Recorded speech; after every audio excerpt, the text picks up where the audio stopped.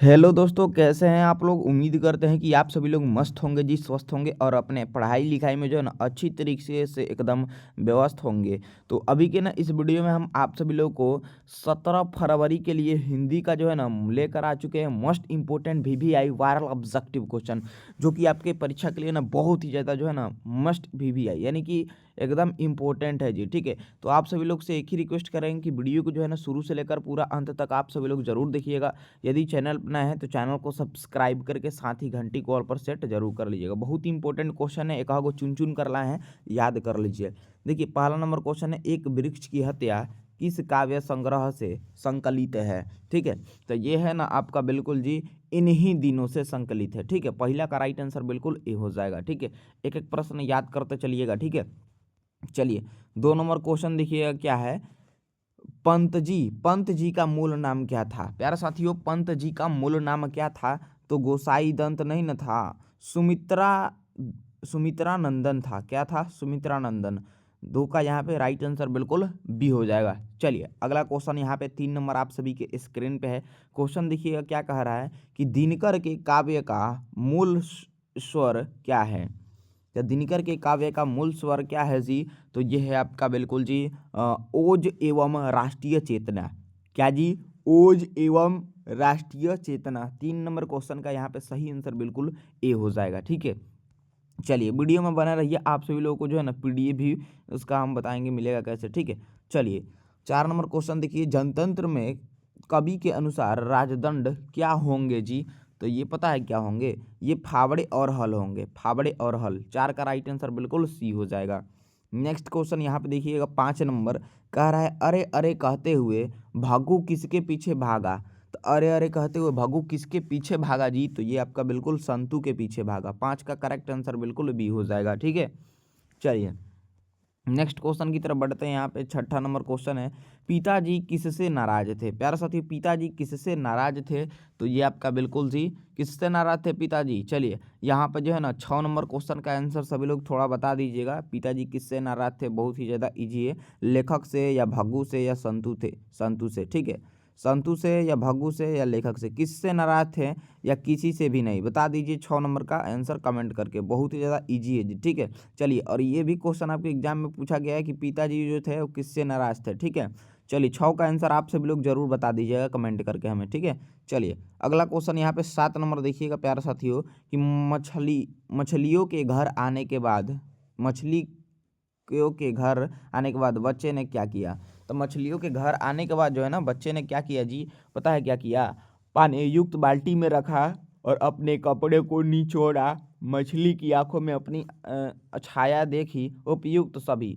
7 का यहाँ पर राइट आंसर बिल्कुल जो है उपयुक्त सभी हो जाएगा। ठीक है, चलिए अगला क्वेश्चन 8 नंबर देखिएगा, संतु के विरोध का क्या कारण था। प्यारा साथियों, संतु के विरोध का जो कारण था ना वो क्या था जी। तो ये था संतु मछली नहीं खाता था। क्या जी? संतु जो था वो मछली नहीं खाता था, यही विरोध का कारण का। ठीक है, चलिए एक चीज़ आप सभी लोग को बता दें कि जो भी छात्र छात्राएं जो है ना अभी तक हमारे व्हाट्सअप ग्रुप से नहीं जुड़े हैं तो वीडियो को डिस्क्रिप्शन बॉक्स में चले जाइए। आप सभी लोग को एक व्हाट्सअप ग्रुप का लिंक मिलेगा। लिंक पे क्लिक करके आप सभी छात्र छात्राएं जो है ना हमारे व्हाट्सअप ग्रुप से जरूर जुड़ जाइएगा। व्हाट्सअप ग्रुप से जुड़ रहिएगा ना तो आप सभी को एग्जाम में ना बहुत ही ज़्यादा एग्जाम तक आपको हेल्प मिलेगा। आगे भी आप लोग 11वीं 12वीं की तैयारी कीजिएगा ना तो वो भी बिल्कुल फ्री में आप हमारे चैनल के माध्यम से कर पाइएगा। ठीक है, तो सभी छात्र छात्राएं व्हाट्सएप ग्रुप से जुड़ जाइए, नोट्स पीडीएफ भी मिलता है उसमें। ठीक है, तो जरूर ज्वाइन कर लीजिएगा, डिस्क्रिप्शन में लिंक है। चलिए 9 नंबर क्वेश्चन यहाँ पे देखिए आप लोग, श्रम विभाजन और जाति प्रथा किस विधा के रचना है।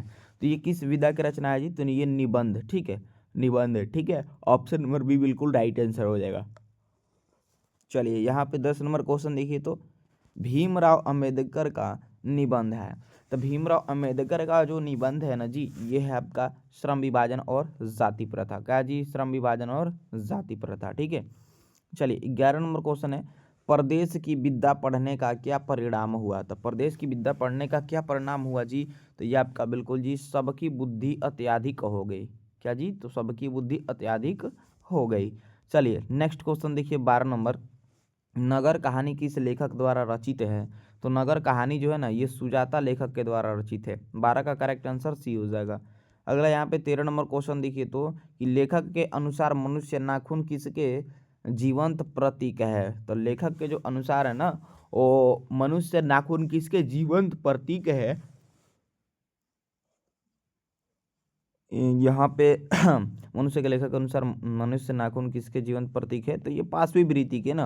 हाँ, 13 का राइट आंसर बिल्कुल सही हो जाएगा, पांचवी वृत्ति। याद रखिएगा ये 13 नंबर क्वेश्चन जो है ना, ये भी बहुत ज़्यादा इंपॉर्टेंट है। ये भी क्वेश्चन आपके एग्जाम में देख लीजिए, मॉडल पेपर गाइड नोट कहीं भी उठाकर वो कई बार ये भी क्वेश्चन पूछा गया है। ठीक है, चलिए जितना क्वेश्चन हम आप लोग को अभी बता रहा है ना प्यारा साथी, एकदम क्वेश्चन रट जाइए, याद कर जाइए, बहुत इंपॉर्टेंट है। चलिए अगला क्वेश्चन है जी कि हजारी प्रसाद द्विवेदी का जन्म कब हुआ। तो ये हजारी प्रसाद द्विवेदी जी का जो जन्म है ये 1907 ईस्वी को हुआ था, 1907 ईस्वी को। ठीक है, चलिए इसके बाद यहाँ पे 15 नंबर क्वेश्चन है कि रहीरास किसकी रचना है। तो प्यारा साथियों रहीरास जो है ना, ये आपका गुरु नानक जी की रचना है। किसकी रचना है, तो गुरु नानक जी की। ठीक है, चलिए नेक्स्ट 16 नंबर क्वेश्चन देखिए, लक्ष्मी के बड़े पुत्र का क्या नाम था। तो प्यारा साथियों लक्ष्मी के जो बड़े पुत्र था उसका अच्युत नाम था। ठीक है, चलिए 17 देखिए, 17 नंबर क्वेश्चन क्या है, एक वृक्ष की हत्या में कवि शहर को किससे बचाने की बात करता है। तो एक वृक्ष की हत्या में कवि जो है शहर को किससे बचाने की बात करता है। तो ये आपका बिल्कुल यहाँ पे किससे बचाने की बात करता है जी, तो लुटेरों से या देश के दुश्मनों से या नादिरों से या इनमें से कोई नहीं।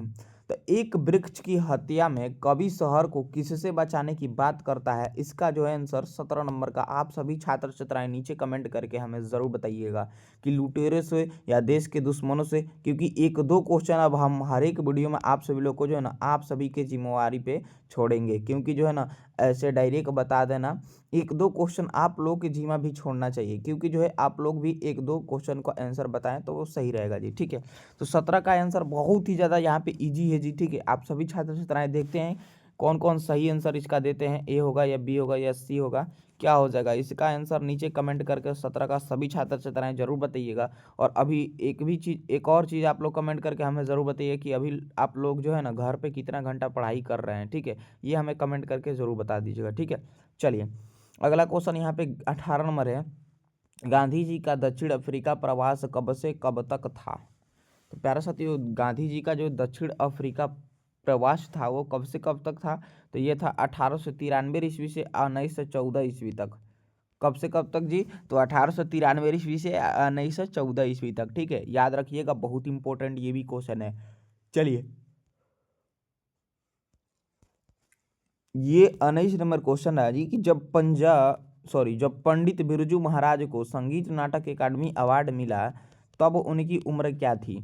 देखिए जब उनको जो है ना संगीत नाटक अकादमी अवार्ड मिला था ना, तब उनकी जो उम्र थी वो थी आपका 27 वर्ष। कितना, 27 वर्ष थी। ठीक है, यहाँ पे एक करेक्ट आंसर हो जाएगा इस क्वेश्चन का। ठीक है, चलिए अगला क्वेश्चन देखिए तो नेक्स्ट क्वेश्चन 20 नंबर है जी।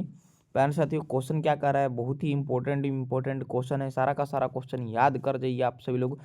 कह रहा है 20 नंबर कि कवि ने माली मालिन किसे कहा है। कवि ने माली मालिन किसे कहा है, तो ये आपका बिल्कुल सी कृष्ण राधा को कहा है। 20 का राइट आंसर सी हो जाएगा। चलिए 21 नंबर क्वेश्चन देखिए, स्वदेशी कविता के कवि हैं। तो स्वदेशी कविता के जो कवि है ना जी, ये बद्री नारायण चौधरी प्रेमघन है। कौन है, तो बद्री नारायण चौधरी प्रेमघन। चलिए अगला क्वेश्चन 22 नंबर है कि प्रेमघन ने अपनी कविता में डफाली किसे कहा है।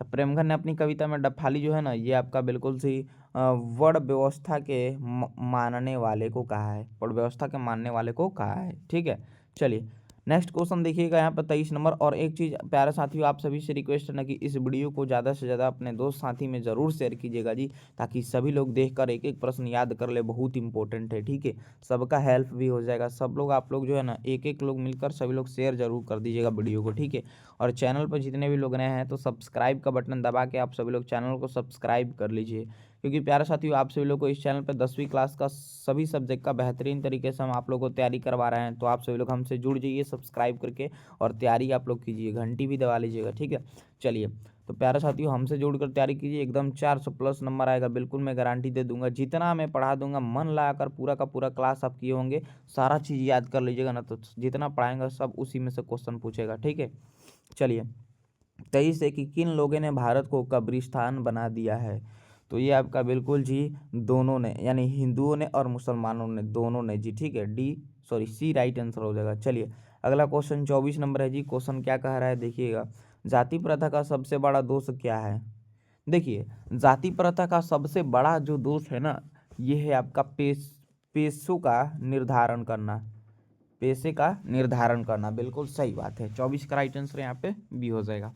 25 नंबर क्वेश्चन है, श्रम विभाजन निश्चय ही सभ्य समाज की है। श्रम विभाजन निश्चय ही सभ्य समाज की है। तो ये आपका आवश्यकता सॉरी आवश्यकता, ठीक है।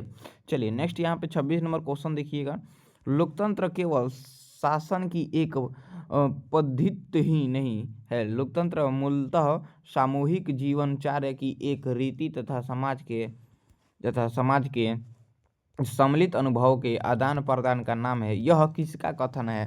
तो ये जो कथन था ना जी, ये कथन किसका था, चलिए बताइए। तो यहाँ पे महात्मा गांधी का था, या भीमराव अम्बेडकर का था, या नामवर सिंह का था, या प्रेमचंद का था। तो ये कथन जो था ना आपका, कौन से यहाँ पे किस व्यक्ति का था जी। चलिए तो इसका आंसर आप सब लोग जरूर कमेंट करके हमें बता दीजिएगा, ठीक है। कुछ ऐसा क्वेश्चन छोड़ रहे हैं, बहुत इजी है जी, ठीक है, जो आप सभी इसका आंसर ज़रूर बताइएगा, ठीक है। चलिए देखते हैं कौन इसका करेक्ट आंसर देते हैं, ठीक है। चलिए कमेंट करके हमें ज़रूर बताइएगा जी। चलिए नेक्स्ट क्वेश्चन 27 नंबर देखिएगा प्यारा साथियों, कि भारत माता शीर्षक कविता का रचयिता कौन है। तो भारत माता शीर्षक कविता का रचयिता जो है ना, वो सुमित्रानंद पंत जी हैं। कौन है, सुमित्रानंद पंत जी, ठीक है जी। चलिए अगला क्वेश्चन देखिए 28 नंबर, कि भारत माता कविता पंत के किस काव्य से सुग्रहित है। तो ये आपका बिल्कुल जी ग्राम्या से, ठीक है, ग्राम्य। ऑप्शन नंबर बी बिल्कुल राइट आंसर हो जाएगा, ठीक है। अगला क्वेश्चन देखिएगा 29 नंबर, भारत माता का हास कैसा दिखाई पड़ता है। तो ये आपका बिल्कुल जी रहुग्रसित दिखाई पड़ता है, ठीक है। चलिए एक एक क्वेश्चन याद करते चलिए मेरे प्यारे भाई बहन जी।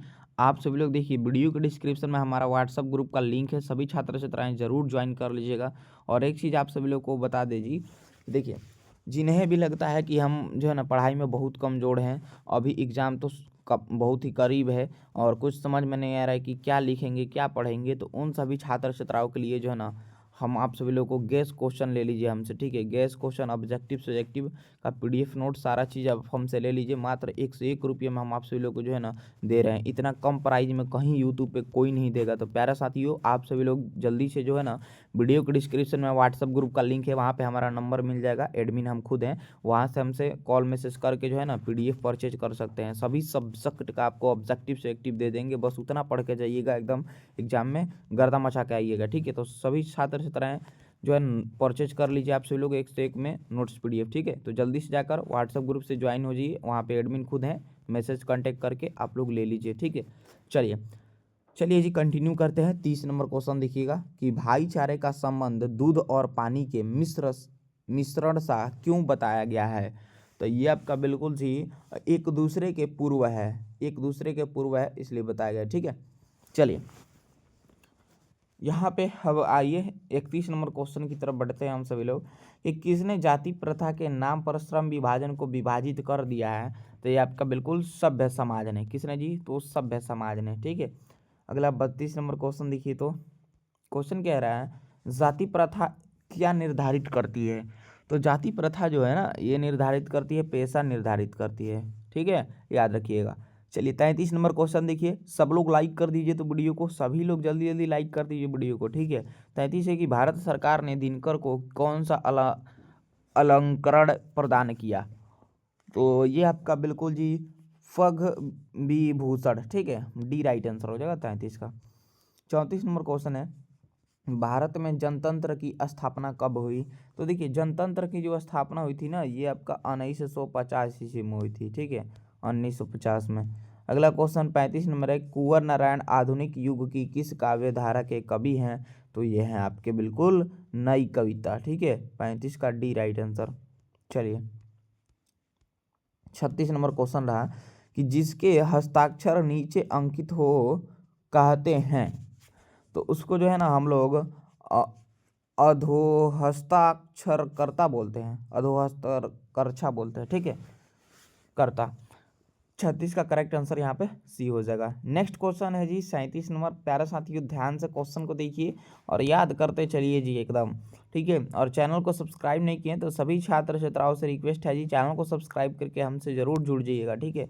37 नंबर क्वेश्चन है कि बरसात बिल्कुल न होना कहलाता है, तो ये कहलाता है आपका बिल्कुल जी क्या कहलाता है, अनावृष्टि, अनावृष्टि कहलाता है, ठीक है।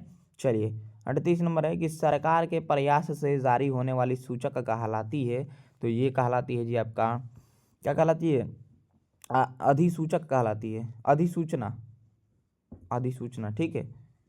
चलिए 39 नंबर क्वेश्चन देखिए, तो जो किसी के प्रति आस्था हो कहलाएगा, तो जो किसी के प्रति आस्था हो क्या कहलाएगा जी, आस्थावान कहलाएगा या अनिरुक्त कहलाएगा, विरुक्त कहलाएगा, आस्तिक कहलाएगा। तो जो किसी के प्रति आस्था हो ना वो आस्थावान कहलाएगा, ठीक है। 39 का यहाँ पे बी करेक्ट आंसर हो जाएगा, ठीक है।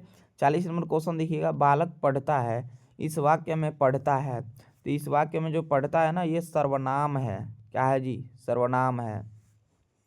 इस वाक्य में जो है ना ये में, वो बालक पढ़ता है, इस वाक्य में पढ़ता है, ठीक है, इस वाक्य में पढ़ता है, तो ये सर्वनाम, ठीक है। चलिए 41 नंबर क्वेश्चन है, राम ने कहा कि वह बाजार जा रहा है, इस वाक्य में वह है, इस वाक्य में वह है, तो ये सर्वनाम है, क्या जी, सर्वनाम, ठीक है।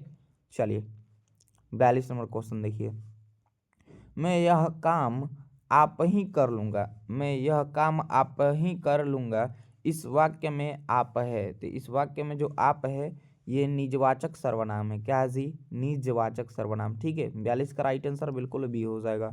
नेक्स्ट क्वेश्चन यहाँ पे देखते हैं जी 43 नंबर, उसका कोट पुराना था, इस वाक्य में पुराना है, तो इस वाक्य में जो पुराना है ना जी ये है आपका विशेषण हो जाएगा, ये क्या होगा, विशेषण। ये देखिए ग्रामर, हिंदी ग्रामर से, हिंदी बुक से भी सारा का सारा क्वेश्चन जो हम आप लोगों के लिए चुन चुन कर लाए हैं, जो कि ये एग्जाम में पूछा जाता है क्वेश्चन, ठीक है। नेक्स्ट 44 है, निम्नलिखित में से कौन विशेषण का भेद नहीं है, तो ये आपका विशेषण का भेद इसमें से पुरुषवाचक हो जाएगा जी, ठीक है, डी करेक्ट आंसर 44 का। 45 है कि बहुत दान देने वाले को कहेंगे, तो बहुत दान देने वाले को पता है क्या बोलेंगे, उसको ओढ़र दानी बोलेंगे, ओढ़र दानी बोलते हैं, ठीक है, याद रखिएगा। नेक्स्ट क्वेश्चन है जी कि जो शीघ्र प्रसन्न हो जाए उसे कहेंगे, तो जी जो शीघ्र प्रसन्न हो जाए ना उसे आशुतोष बोलेंगे, आशुतोष बोलेंगे, ठीक है। चलिए जी 47 नंबर क्वेश्चन पे आ चुके हैं। प्यारे साथियों आप सभी लोग वीडियो को शेयर कीजिए जी, जितने भी दोस्त साथी उनमें शेयर कीजिए ताकि सभी लोग देख कर याद कर लें, ठीक है। चलिए 47 है, जिसकी भुजाएं घुटनों तक लंबी हो उसे कहते हैं, तो उसे जो है ना हम लोग बोलते हैं अजानुबाहु बोलते हैं, अजानुबाहु बोलते हैं, ठीक है। अगला 48 नंबर देखिए, अप्रय का अर्थ होता है, तो अप्रय का जो अर्थ होता है ना जिसे सूंघा जा सके, अप्रय का अर्थ होता है जिसे सूंघा जा सके, ठीक है। 49 देखिए, चक्र धारण करने वाला होता है, तो चक्र धारण करने वाला जो होता है वो चक्रेशु होता है, चक्रेशु, ठीक है।